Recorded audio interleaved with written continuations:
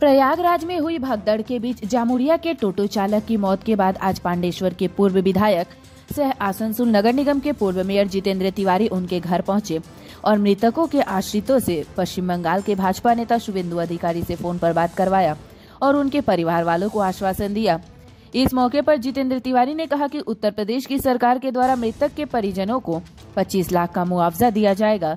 वहीं उन्होंने पोस्टमार्टम नहीं होने के सवाल पर भी जवाब देते हुए कहा कि पोस्टमार्टम तब किया जाता है जब मृत्यु का सटीक कारण पता न हो, लेकिन इस मामले में मृत्यु का सटीक कारण पता है, इसलिए पोस्टमार्टम नहीं करवाया गया। वहीं उन्होंने कहा कि उत्तर प्रदेश सरकार से हमारे नेता शुभेंदु अधिकारी की बात चल रही है और जल्द ही मृतक के आश्रितों को मुआवजा मिल जाएगा। বিরোধী দলনেতা শুভেন্দু অধিকারী তিনি কালকে আমাকে বলেছিলেন যে আপনি যান ওর বাড়িতে। আজকে আমাদের যারা দলের নেতৃবৃন্দ আছেন তাদেরকে নিয়ে, কালকে ওনাদের মনের অবস্থা ছিল না কথা বলার জন্য, তো আজকে এসেছি। শুভেন্দু অধিকারী নিজে ওনার স্ত্রীর সঙ্গে ফোনে কথা বলেছেন। উনি ইউপি গভর্নমেন্টের সঙ্গে কালকেই কথা বলেছেন ওর বাড়ি যাতে 25 লক্ষ টাকা, যেটা ইউপি গভর্নমেন্ট ঘোষণা করেছে যে কুম্ভতে যারা যারা মারা গেছে তাদের পরিবারকে 25 লক্ষ টাকা দেওয়া যাবে, এদের বাড়ির লোক যেন পায় সে নিয়ে শুভেন্দু অধিকারী আমাদের আরও যারা আছে তারা অলরেডি ইউপি সরকারের সঙ্গে যোগীজির সঙ্গে কথা বলছে। যত তাড়াতাড়ি সম্ভব এদের বাড়িতে আমরা মাসখানিকের মধ্যে 25 লক্ষ টাকা যাতে পাইয়ে দিতে পারি সে ব্যবস্থা আমরা করছি। দাদা, সিপিএম এবং টিএমসি দুজনে কালকে অভিযোগ করেছিল যে অব্যবস্থা নেই, বিনা কোনো ডকুমেন্ট, বিনা পোস্টমর্টমে পাঠিয়ে দিয়েছে। পোস্টমর্টম আমি বলছি যে মূর্খকে কে বোঝাবে বলুন। পোস্টমর্টম কেন করা হয়? পোস্টমর্টম করা হয় যে কোনো ব্যক্তির অস্বাভাবিক মৃত্যু হলে মৃত্যুর কারণ জানার জন্য পোস্টমর্টম করা হয়। কেউ বিষ খাইয়ে দিল নাকি, কেউ অন্যভাবে মারল নাকি, যেখানে কারণ জানা আছে অলরেডি, যেখানে ইউপি গভর্নমেন্ট বলছে যে আমি বলছি যে পদপিষ্ট হয়ে মারা গেছে, যেখানে কারণ জানা আছে সেখানে আবার ওই বডি কাটাচোড়া করার কোনো যুক্তি আছে?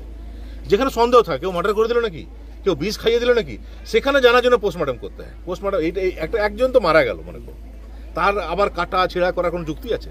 তবু করেছে আর কি বলবো। এমন নয় যে এরা সারা জীবন যেটা দেখে এসছে সেটাই নিয়ম না, বুঝতে হবে, জানতে হবে যে পোস্টমর্টমটা কেন।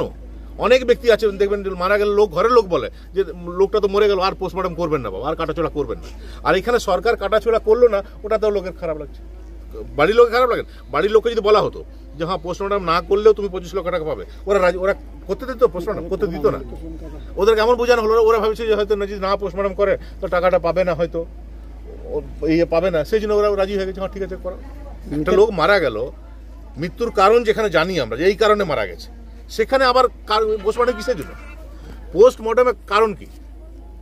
পোস্টমর্টমের কারণ হলো কেন পোস্টমর্টম করা? পোস্টমর্টমে কি জানা যায়? জানা যায় যে লোকটা কি কারণে মারা গেছে। তো যেখানে আগে থেকে কারণ জানি আমরা যে এই কারণে মারা গেছে, সেখানে আবার নতুন করে কারণ জানবো? দাদা, এই যে ক্ষতিপূরণের যে করেছে ইউপি সরকার, এটা কতদূর প্রসেস? এটা মাসখানিকের মধ্যে। কালকে শুভেন্দু অধিকারী ওইখানকার মুখ্যমন্ত্রীর সঙ্গে কথা বলেছেন, চিফ সেক্রেটারির সঙ্গে কথা বলেছেন। কালকে উনি আমাকে বলেছিলেন যে আপনি গিয়ে ওই বাড়ির লোকের সঙ্গে কথা বলান। তো কালকে কারো মনের অবস্থা এরকম ছিল না, সেই জন্য আমরা আজকে এসেছি। ওনার স্ত্রীর সঙ্গে শুভেন্দু অধিকারী ফোনে কথা বলেছেন, প্রসেস হয়েছে অলরেডি। ওনাদের কাছ থেকে আধার কার্ড নেওয়া হয়েছে। আধার কার্ড দেখে অনেকে বলছে ডেথ সার্টিফিকেট দিয়ে পাঠায়নি। আরে ডেথ সার্টিফিকেট ইস্যু করতে হবে, আধার কার্ডে যে স্পেলিং আছে সেই স্পেলিং দেখে ডেথ সার্টিফিকেট ইস্যু করতে হবে। একটা ওয়ার্ড যদি এদিক সেদিক হয়ে যায় টাকাটা আটকে যাবে। যাদের বলা তারা তো অনেক কিছু বলে চলে যাবে। রাজনীতি করার জন্য অনেক কিছু বলে দেওয়া যায়, কিন্তু সব ঘটনা রাজনীতি করার জন্য না। রাজনীতি করা আরো অনেক সময় আসবে, করবে। এখন সবার দায়িত্ব হলো একটা পরিবার, একজন মারা গেছে, ছেড়ে চলে গেছে, তার পরিবারকে কি করে বাঁচানো যায়। এখন এর দোষ ওর দোষ, এইটা নেতা হওয়ার টাইম না। এটা মরা, যার বাড়িতে মৃত্যু হয় না তার বাড়িতে নেতাগিরি করার জায়গা না। এটা হলো মানুষকে সাহায্য করা। তুমিও পারো যতটা সাহায্য